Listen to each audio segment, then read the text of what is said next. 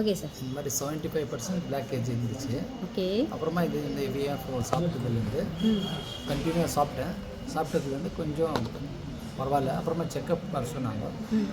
ஒரு 3 months பட்டு checkup போனேன். செக்கப் போனதுக்கு ஒன்றும் ப்ராப்ளம் இல்லை, எல்லாம் கிளியராக இருக்குது.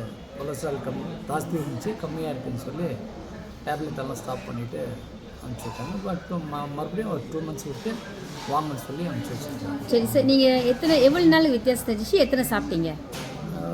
காலையில் 5 சாப்பிடுவேன், ரைட். ஈவினிங்கில் 4 சாப்பிடுவேன். ஒரு நாளைக்கு 9 சாப்பிட்டீங்க. 9 சாப்பிட்டேன். ஓகே.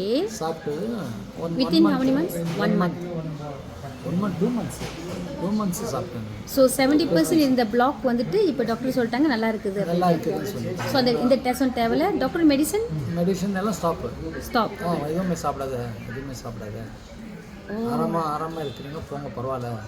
நெக்ஸ்ட்டு நீங்கள் ஒரு 2 months விட்டு வந்து பார்த்துக்கோங்க. ஸோ உங்களுக்கு எப்படி ஃபீல் பண்ணுது? எனர்ஜி ஃபஸ்ட்டு மாதிரி இருக்குது. ஃபஸ்ட்டு நார்மலாக இருக்குது. ஃபஸ்ட்டு எப்படி இருந்ததுன்னா அதே மாதிரி இருக்குது. இப்போ ஜாகிங் எக்ஸசைஸ் எல்லாம் பண்ண சொல்லுங்கள். ஃபஸ்ட்டு எக்ஸசைஸ் எல்லாம் பண்ணிட்டு இருந்தேன். எக்ஸசைஸ் எல்லாம் ஸ்டாப் பண்ணிட்டு இருந்தேன் நானே. இப்போ இது பண்ணுறதுனால எக்ஸசைஸ் ஸ்டார்ட் பண்ணு, வாக் பண்ணு, என்ன வேணால் பண்ணுன்ட்டேன். என்ன வேணால் பண்ணு, ஆறாமல் இருக்கிற நீ போ, ஹெல்த்தியாக இருக்கிற. செஸ்ட்டில் பெயின் இருந்தால் மட்டும் நீ உள்ளவா, சரி, பெயின் இல்லைன்னா அந்த ஹாஸ்பிட்டல் பக்கமே வராதுன்னு சொல்லி ரொம்ப சந்தோஷமா இருக்கு சார். சொல்லி அனுப்பிச்சிட்டான், வரவே வராது இந்த பக்கம், நல்லா ஹாஸ்பிட்டல் பக்கமே வராது.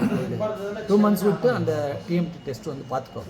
1 monthsக்கு சரியா இருக்கு போன்னு சொல்லி அனுப்பிச்சிட்டேன். அப்போலோவில் பார்க்கும்போது இது ஆஞ்சியோகிராம் பண்ணி பார்த்தாங்க. ஆஞ்சியோகிராம் பண்ணி பார்த்த பிறகு சர்ஜரி பண்ணணும்னு சொல்லிட்டாங்க.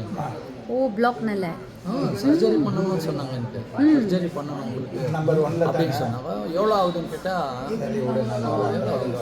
4.5 லட்சம் ஆகுதுன்னு சொன்னாங்க. 4 லட்சம் சர்ஜரி பண்ணுறதுக்கு. நான் வந்துட்டு இல்லை, வீட்டில் எல்லாம் டிஸ்கஸ் பண்ணி நான் வந்து சொல்கிறேன்னு சொல்லிட்டு நான் நேராக வாங்கிட்டேன்.